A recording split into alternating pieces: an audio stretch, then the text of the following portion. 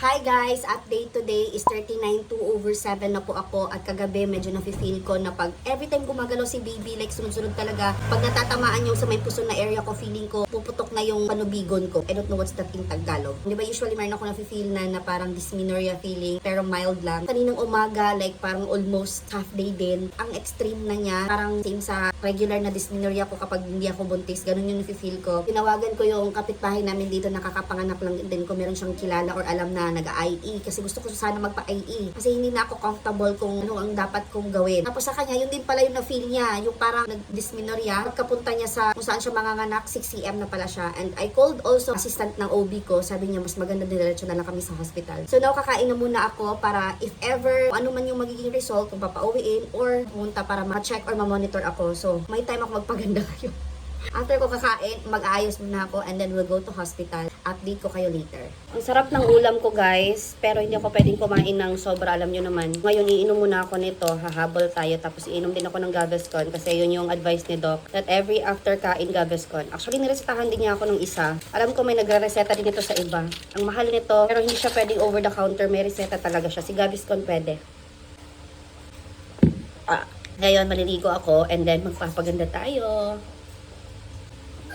Eto, mas nakasanayan ko. Meron silang ni-recommend na parang mas friendly taste sa mga buntis kasi hindi talaga siya kaya-aya. But nasanay na ako nito so I'm totally fine with this na. Hindi na ako mag-change. Basta meron ako nito 4 times a day, 3 times every after meal, and then isa bago matulog. Eto naman is, dapat to nito is empty stomach. 30 minutes bago kakain.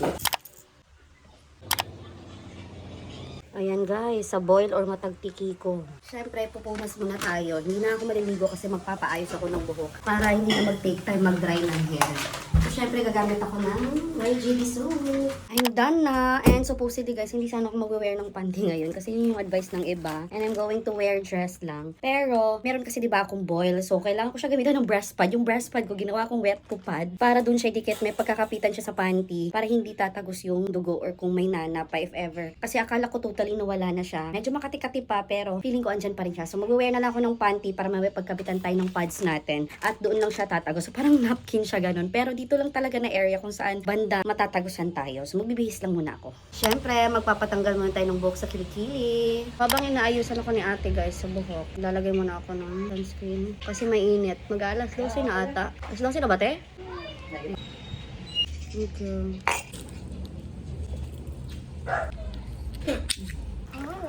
Wa na time dahil kay magbati nagmaayo wa na. Ano kape ba? Di nakakahunat kay nagba ni mong dagway. At least kung magubay mong dagway, guwapa gyapon day. Sunscreen lang man, sunscreen at saka ito. Okay na yan, hindi na yung masyadong over na may kilay pa.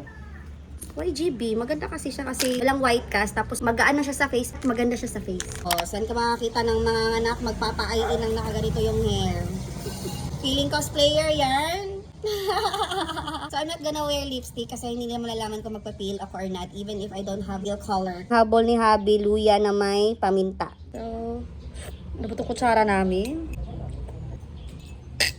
Ayan, we're leaving na. But first, ihatid muna natin si Macy. Ayan, naka-intact na lahat ng gamit guys para naming dala yung buong bahay. Para kaming lalayas. Let's go lang, you go first.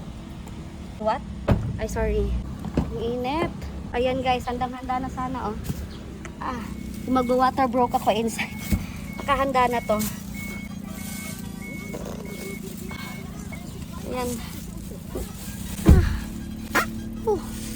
Did you just fart? No.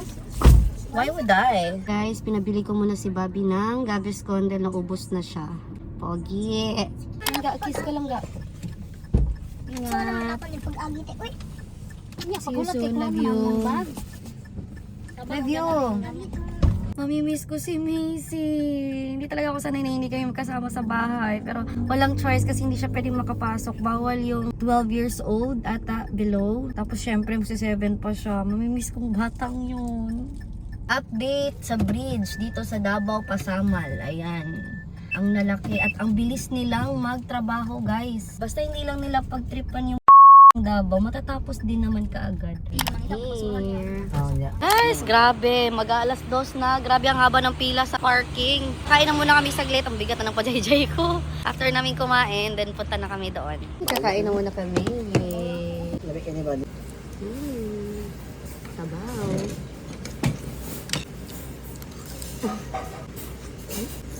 Dami na sa bundok. Chorizo at saka dinuguan. Wala ko kuan sila na.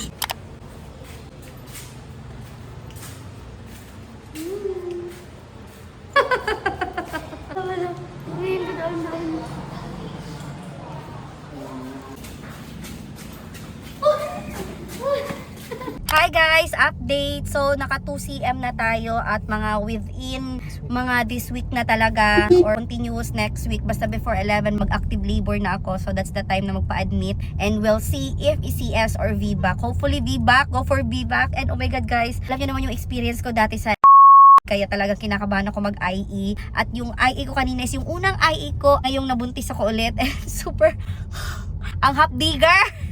Pero laban lang. So far kasi yung nafe-feel ko na pain is nasa 2/10 pa. Pag yung pain ko nasa 6/10 or 8/10, so that's the time babalik na ako doon. And that's the time na magpipray na tayo ng bongga guys. For now, exercise lang muna tayo. So, ngayon pupunta muna kami ng SM, gagala muna kami and then back to workout and eat na kung anong mga kailangan kainin para makatulong sa atin. So, abang-abangan tayo sa mga nanay dyan na katulad sa situation ko. Let's pray and hopefully manormal natin lahat at makaya na nating lahat. God bless lahat mga momshi!